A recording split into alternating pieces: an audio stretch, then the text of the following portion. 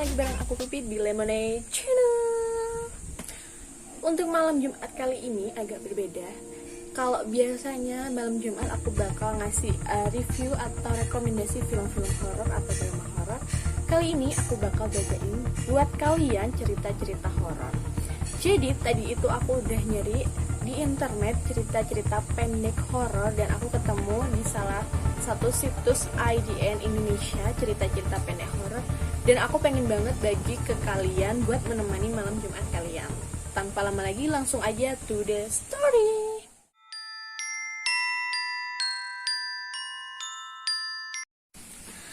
Oke guys, jadi beberapa cerita ini aku dapat di salah satu situs web yaitu IDN Times Indonesia. Dan di sini ada 5 cerita yang bakal aku bacain. Jadi misalkan kalau kalian ingin baca langsung cerita ini, nanti aku taruh linknya di deskripsi. Tapi kalau kalian mau denger ceritanya dari aku, langsung simak video ini sampai habis, oke? Oke, untuk cerita yang pertama berjudul Dari Lantai 2. Ketika aku masih kecil, keluargaku pindah ke sebuah rumah tua berlantai 2 yang memiliki banyak kamar dan pintu berderit keras. Kedua orang tuaku bekerja, sehingga aku sering di rumah sendirian sepulang sekolah. Pada suatu sore, aku pulang dan mendapati rumah masih gelap. Aku memanggil mamaku, "Mama?"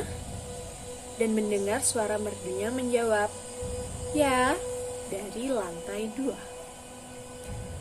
Aku panggil mama sekali lagi sambil menaiki tangga menuju lantai 2.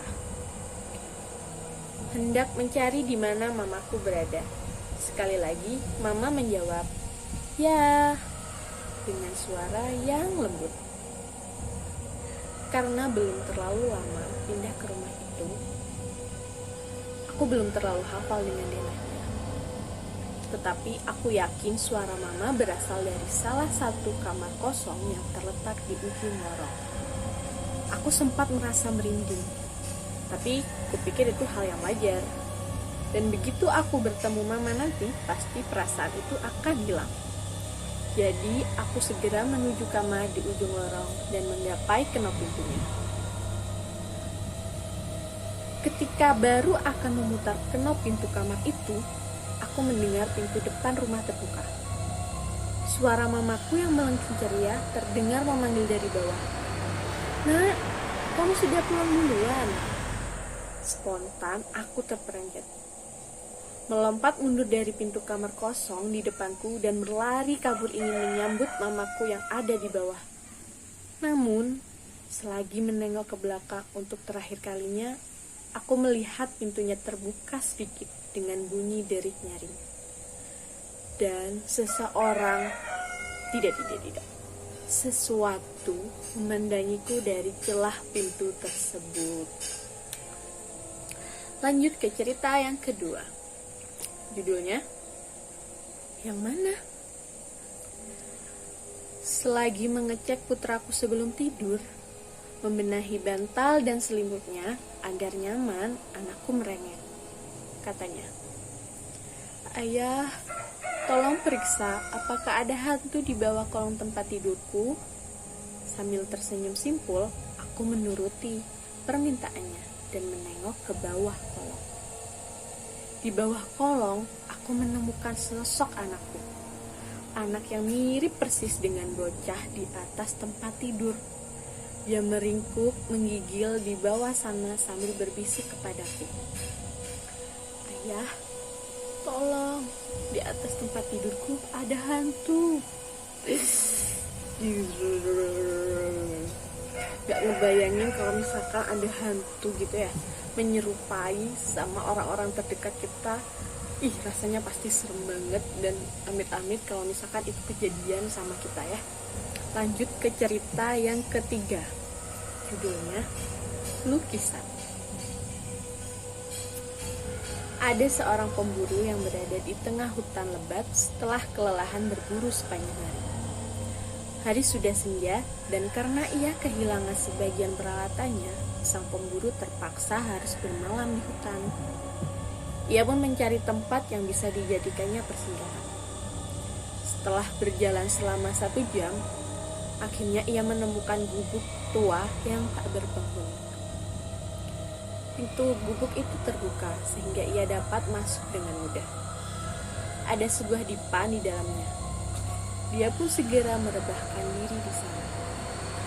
Saat kemudian, sang pemburu sadar bahwa dinding gubuk itu dipenuhi lukisan sangat realistis dengan gambar wajah-wajah seram yang tampak melotot dan memandanginya dengan bengis. Begitu detailnya sampai lukisan-lukisan itu terlihat nyata. Sang pemburu kaget dan merasa tak nyaman. Namun, saking letihnya, memilih untuk mengacuhkan dan tidur menghadap tembok yang polos tanpa lukisan. Keesokan paginya, sang pemburu terbangun karena sinar matahari yang begitu terik. Dengan keheranan, ia bangkit dari rebahnya dan memandang sekeliling gubuk. Lalu menyadari bahwa tidak ada banyak lukisan wajah dalam gubuk itu. Gubuk itu hanya ada banyak jendela yang terbuka. Wah, serem banget. Jadi guys, kalau misalkan kalian lagi ada di suatu tempat yang gak kalian singgahi dan saat itu kalian capek banget, kalau ada pilihan kalian istirahat di situ atau pulang, mending pulang aja deh. Kita cari aman aja biar kita gak ketemu sama orang-orang atau sama makhluk-makhluk yang tidak kita inginkan buat ketemu. Oke, lanjut ke cerita yang keempat. Mimpi buruk. Papa, aku mimpi buruk. Aku mengedipkan mata, berusaha mengusir kantuk yang menggelayutinya. Aku melirik jam dinding, dan saat itu masih pukul 3 malam. Kenapa nak? Sini naik, ceritakan mimpimu. Tidak mau. Kejanggalan situasi itu membuatku terjaga penuh. Sosok pucat anakku sama-sama terlihat dalam kamarku yang gelap. Kok tidak mau nak? Karena di dalam mimpiku ketika aku menceritakannya kepada papa, makhluk yang memakai kulit mama itu bangun, bisiknya. Hatiku mencolos, aku terkesiap. Selama beberapa saat aku mematung, jantung berdebar hebat, mataku tak bisa berhenti menatap nanar sosok anakku. Sedetik kemudian, selimut di belakangku bergerak. Titik. Oke, kalau dari senalaranku tadi, dia itu lagi nggak mimpi, dan mungkin mimpi tapi sedikit nyata. Entahlah. Lanjut ke cerita yang kelima atau yang terakhir. Judulnya Slideshow. Saking senangnya, jariku gemetar saat membuka bungkus kamera yang kudapat dengan harga miring dari lelang di pasar online. Sebuah kotak dengan label pengiriman yang bertuliskan namaku. Gembiraku tak terbendung ketika aku menyadari kamera itu jauh lebih bagus dari harga yang aku bayarkan. Tapi rupanya pemilik sebelumnya lupa melepas memory card kamera itu. Sebelum mengirim email untuk memberitahu bahwa memory cardnya masih tertinggal di kameraku, aku memutuskan untuk iseng melihat-lihat isi galeri foto yang sudah ada di dalamnya. Aku memasang mode slideshow, dan satu persatu foto di dalamnya muncul dalam layar display. Gambar pertama merupakan foto label pengiriman pada bagian depan paket. Alamatnya ditujukan kepada seseorang.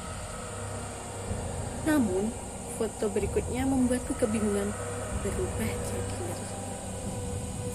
Ada gambar mayat seseorang yang terbunuh dengan tragis.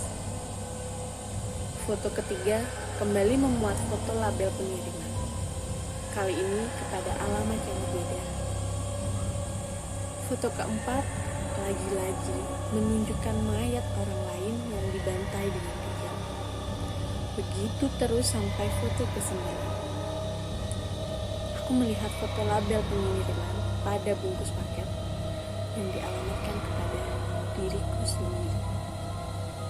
Oke, jadi kalian bisa menebak sendiri kan, foto selanjutnya tuh foto apa gitu ya. Oke guys, tadi itu adalah cerita-cerita pendek horor yang aku bacain buat malam Jumat kali ini. Dan kalau misalkan kalian punya cerita pendek horor yang pengen aku bacain di video selanjutnya, kalian bisa aja tulis di kolom komentar atau kalian kirim via direct message lewat IG ataupun Twitter. Dan jangan lupa subscribe channel ini, like and share video ini. Tetap patuhi protokol kesehatan, selalu pakai masker di luar rumah. Jaga kesehatan, stay healthy, stay happy. Bye-bye.